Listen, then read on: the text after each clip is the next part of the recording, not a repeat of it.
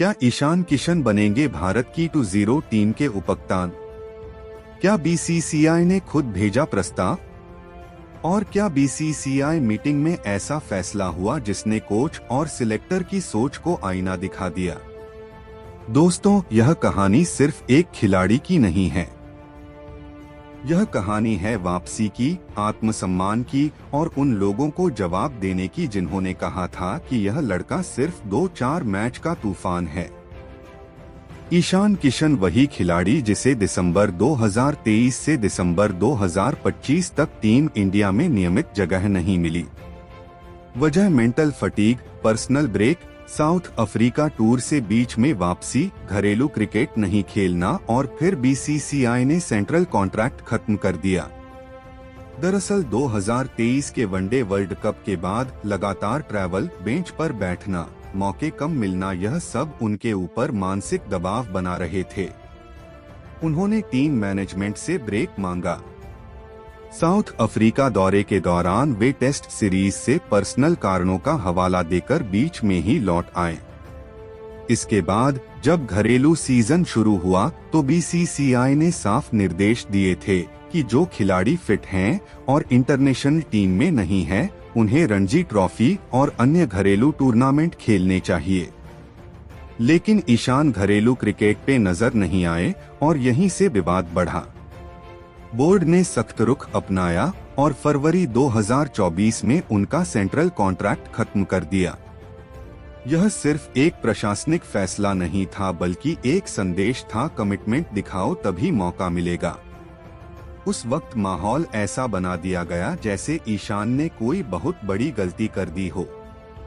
Media में बहस, social media पर ट्रोलिंग, क्रिकेट एक्सपर्ट्स की राय, हर जगह उनका नाम सवालों में था। विकेटकीपर बल्लेबाजों की लाइन लंबी थी। ऋषभ पंत की वापसी, केएल राहुल, संजू सैमसन, जितेश शर्मा और ईशान अचानक उस कतार में पीछे धकेल दिए गए। उस वक्त कई लोग हंस रहे थे, कह रहे थे डिसिप्लिन नहीं है, कमिटमेंट नहीं है, यह लंबे रेस का घोड़ा नहीं है। कुछ तो यह तक कहने लगे कि अब टीम इंडिया में वापसी मुश्किल है। उन्हें एक फ्लैश इन द पैन खिलाड़ी की तरह पेश किया गया जो आया, थोड़ी चमक दिखाई और फिर गायब हो गया। लेकिन कहानी यहीं खत्म नहीं हुई थी, क्योंकि असली खिलाड़ी वही होता है जो गिरकर फिर उठे और पहले से ज्यादा मजबूत होकर लौटे। जनवरी 2026 न्यूजीलैंड के खिलाफ 47 गेंदों में 103 रन, फिर 32 गेंदों में 76 रन। उसके बाद T20 वर्ल्ड कप 2026 7 फरवरी यूएस के खिलाफ 20 रन, ठीक ठाक शुरुआत। 12 फरवरी नामीबिया के खिलाफ 24 गेंदों में 61 रन, स्ट्राइक रेट 254 से ऊपर। 15 फरवरी पाकिस्तान के खिलाफ 77 रन, 40 गेंदों में 10 चौके, 3 प्लेयर ऑफ द मैच, 61 रनों की जीत। पिछली 6-7 पारियों में 296 रन, औसत 49 से ज्यादा, स्ट्राइक रेट 222। अब सवाल उठता है, ऐसा खिलाड़ी क्या सिर्फ प्लेइंग 11 में रहेगा या लीडरशिप ग्रुप में भी आएगा?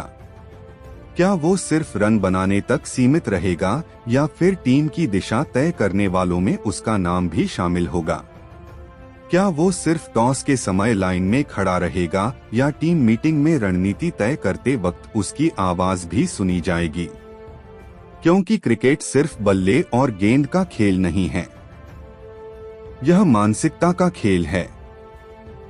और जब कोई खिलाड़ी लगातार बड़े मंच पर, बड़े मुकाबलों में बड़े स्ट्राइक रेट के साथ प्रदर्शन कर रहा हो तो सवाल उठना स्वाभाविक है कि क्या उसे सिर्फ एक इम्पैक्ट प्लेयर मान लिया जाए या उसे जिम्मेदारी भी दी जाए।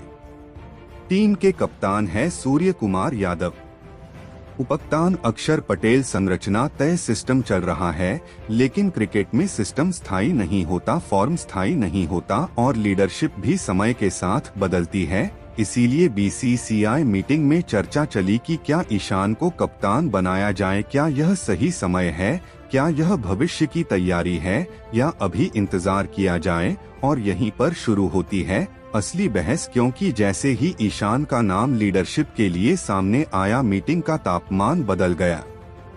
अचानक आंकड़ों से ज्यादा विचार सामने आने लगे, प्रदर्शन से ज्यादा प्रोसेस की बात होने लगी। कोच गौतम गंभीर और सिलेक्शन कमेटी के चेयरमैन अजीत अगरकर पर सवाल इसलिए उठे क्योंकि जब ईशान का नाम सामने आया तो बहाने गिनाए गए। सैंपल साइज छोटा है, कोई कहता है कंसिस्टेंसी देखनी होगी। अब यहाँ ठहर कर सोचिए, अभी जल्दी है। कितनी जल्दी? एक खिलाड़ी जिसने इंटरनेशनल स्तर पर 1000 से ज्यादा 2-0 रन बना लिए हो, जिसने हालिया पारियों में 200 से ऊपर का स्ट्राइक रेट दिखाया हो, जिसने बड़े मंच पर पाकिस्तान जैसे मुकाबले में मैच विनिंग 77 रन बनाए हो, उसके लिए अभी भी जल्दी है। सैंपल साइज छोटा है। किस बात का सैंपल? क्या 6-7 पारियों में 296 रन, औसत 49 से ज्यादा और स्ट्राइक रेट 222 आपको छोटा लगता है, या फिर पाकिस्तान, न्यूजीलैंड और नामीबिया के खिलाफ अलग अलग परिस्थितियों में की गई पारियां भी पर्याप्त नहीं? कंसिस्टेंसी देखनी होगी। पिछले कुछ महीनों में घरेलू क्रिकेट में कप्तानी करते हुए 517 रन, स्ट्राइक रेट 197 के साथ सैयद मुश्ताक अली ट्रॉफी जीतना क्या कंसिस्टेंसी नहीं है? अंडर 19 वर्ल्ड कप में भारत की कप्तानी करना क्या लीडरशिप का अनुभव नहीं है?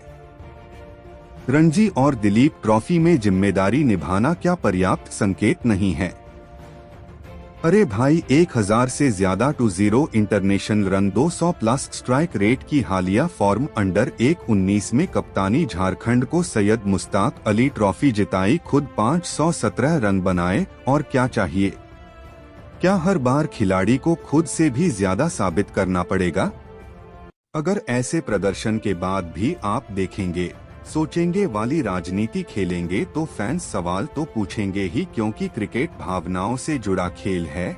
और जब दर्शक देखते हैं कि मैदान पर कोई खिलाड़ी अपना सब कुछ झोंक रहा है और मीटिंग रूम में उसकी योग्यता पर संदेह किया जा रहा है, तो असंतोष पैदा होना स्वाभाविक है।